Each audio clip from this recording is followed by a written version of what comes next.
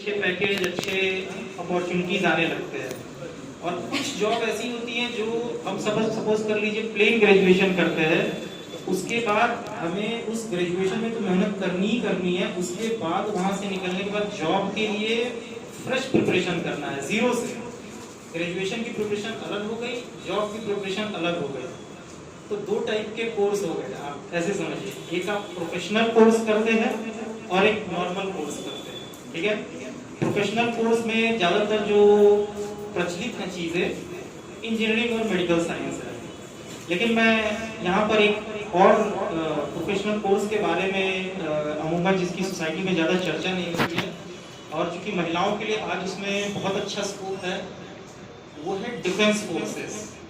NDA वगैरह में मुझे लगता है कि बहुत कम ही लड़कियां जो इंटरमीडिएट या 11th की होंगी वो अप्लाई करती होंगी, ये मैं आपको बता दूं।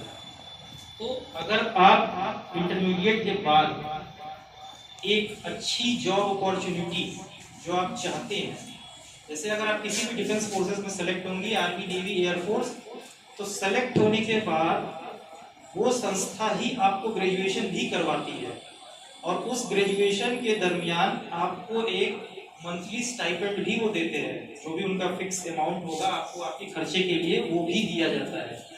और उसके बाद आपको पास आउट होने के बाद डायरेक्ट एज एन ऑफिसर उस विंग में आपको कमीशन कर दिया जाता है। अगर आप ये देखेंगे कि आजकल अखबार में आप पढ़ेंगे तो देखेंगे पिछले कुछ दिनों में बहुत सारी फर्स्ट महिलाएं जो इमर्ज हुई हैं, जैसे first women air force pilot, first naval pilot, समझ रहे हैं, ये सब प्रक्रिया अभी हाल फिलहाल में शुरू हुई है और अभी भी बहुत से विंग बाकी हैं जहां फर्स्ट विमेन आनी बाकी है। और अगर आप प्रयास करेंगे तो कोई नहीं जानता है, हो सकता है वो फर्स्ट विमेन ऑफिसर कभी नगर से भी हो सकती है। ज्यादातर क्या होता है, और जो भी फीमेल ऑफिसर है उनका एक अपना डिस्ट्रिक्ट है, एक गांव है जहां से वो निकल कर आ रही है। तो एक डिफेंस फोर्सेस के ऑप्शन को आप लोग परसू करेंगे, जितने भी लड़कियां 11th और 12th में हैं, 12th वाली को 100% एलिजिबल है अप्लाई करने के लिए। और साल में जितने भी आर्म फोर्सेस हैं वो मिनिमम 2 बार तो वैकेंसी एडवर्टाइज करते ही करते हैं। और जो लोग 12th अपियरिंग हैं, यूपीएससी के अलावा और भी एडवर्टीजमेंट आते हैं, अगर आप लोग चाहेंगे तो इस सेशन के बाद मैं लिंक अवेलेबल भी करवा दूंगा जहां पर आप लोग देख सकते हैं, ठीक है।